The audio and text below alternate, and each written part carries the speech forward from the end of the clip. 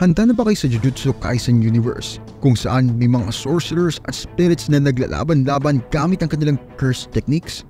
Ang mga techniques na ito ang sentro ng series. Sila yung nagbibigay buhay sa astig na aksyon at sa komplikadong ugnayan ng mga karakter.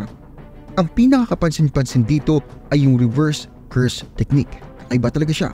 Madalas, palok ito ng misteryo. Pinapaliktad dito yung usual curse energy na nagbibigay sa atin ng sulyap sa mas malalim na parte ng lore ng series.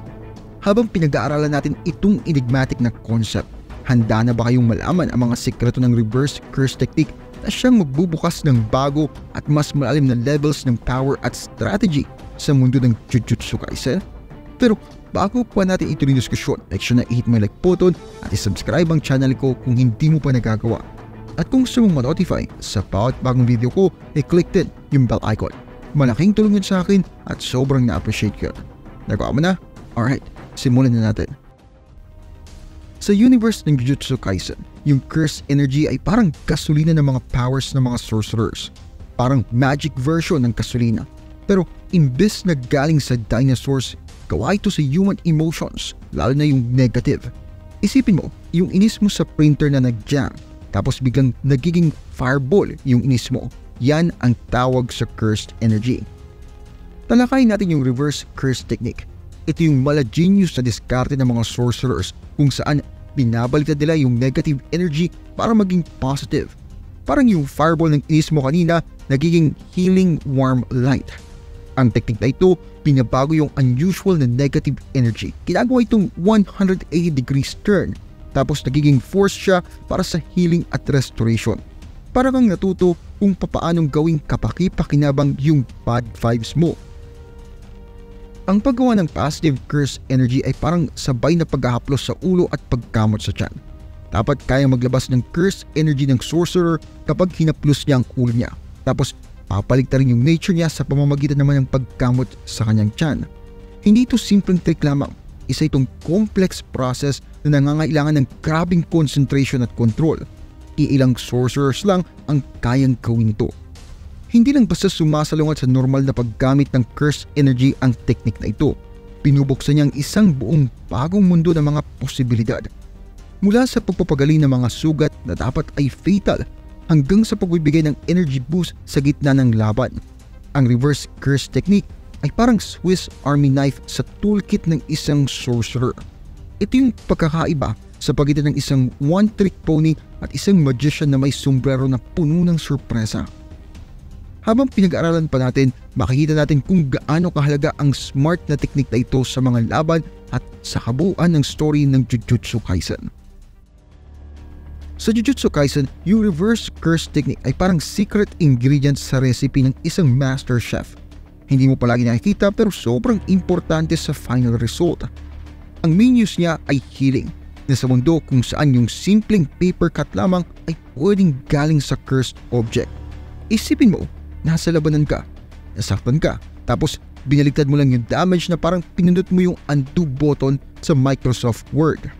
Yan ang healing power ng technique na ito. Sobrang laki ng naitutulong sa mga sorcerers. Pero hindi lang siya tungkol sa pag-aayos ng mga sugat.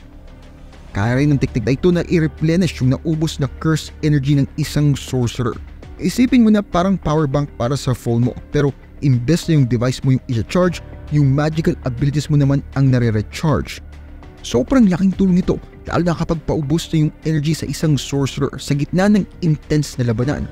Nagbibigay ito ng much needed na energy boost. Pagdating naman sa laban kontra sa cursed spirits, nagdadagdag ng extra layer sa strategy ang technique na ito. Para nagdala ka ng shield sa sword fight. Hindi lang basta atake ang pwede mong gawin, kaya mo ring protektahan at mag-heal. So parang double threat ka. Pero hindi naman puro magandang epekto. May mga limitations din ang technique na ito. Isa sa major limitations ito, yung mental at physical strain na dinadala nito sa user. Parang nag-solve ka ng complex math problem habang tumatakbo ng marathon. Hindi madali.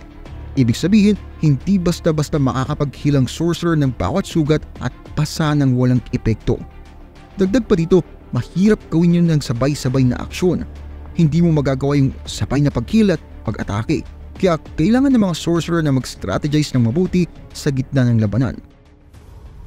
Sa mundo ng Jujutsu Kaisen, ang pagmaster sa reverse curse technique ay parang pagkakaroon ng VIP pass sa isang exclusive club. Iilan lamang sa mga karakter ang may ganitong privilege at yung galing nila dito ang nag-set apart sa kanila. Dalawa sa mga karakter na ito ay sina Satoru Gojo at Sukuna na parang LeBron James at Michael Jordan ng curse techniques. Si Satoru Gojo, hindi lang siya basta pang display, sobrang lakas niya. Isang sorcerer na parang naglalaro lang kung mag-warp ng space at magpasabog ng sobrang powerful curses na parang basketball lamang. Yung mastery niya sa reverse curse technique, top level. Halos hindi siya matatalo, pero natalo. Pasensya na sa spoiler, ginamit niya ito para mag-heal, oo, pero ginamit niya ito para lalo pang palakasin yung mga kahanga-hanga niyang abilities. Para naglalaro siya ng video game na may cheat codes. Tapos, naririyan si Sukuna, ang King of Curses. Parang siya yung final boss sa video game na hindi mo sigurado kung gusto mong talunin kasi nga ang cool niya. Yung galing niya sa reverse curse technique ay sobrang taas. Dagdag pa sa pagiging complicated ng karakter niya. Yung kakayahan niyang i-manipulate itong technique, pinapakita yung strategic depth niya at raw power. Ginagawa siyang karakter na gusto mong kinaiinisan o kinaiinisang gustuhin. Yung ibang karakter, kahit hindi kasing galing, nagtatry din sa technique na ito.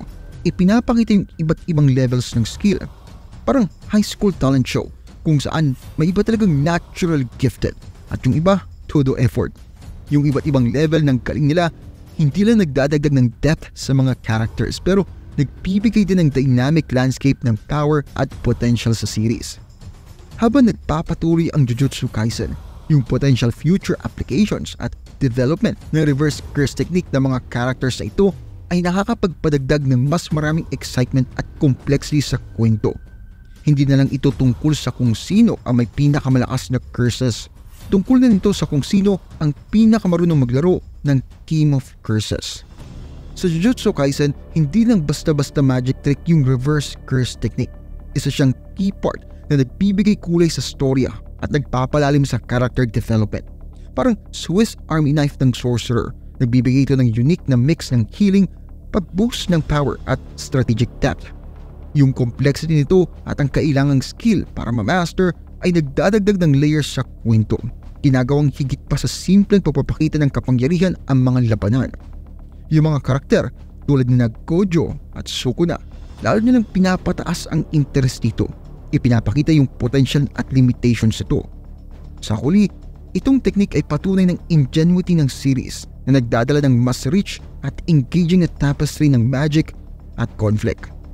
At kung gusto mong ginagawa ko dito, huwag kalimutan mag-like at mag-subscribe. Maraming salamat sa panonood at kita-kits tayo sa next video.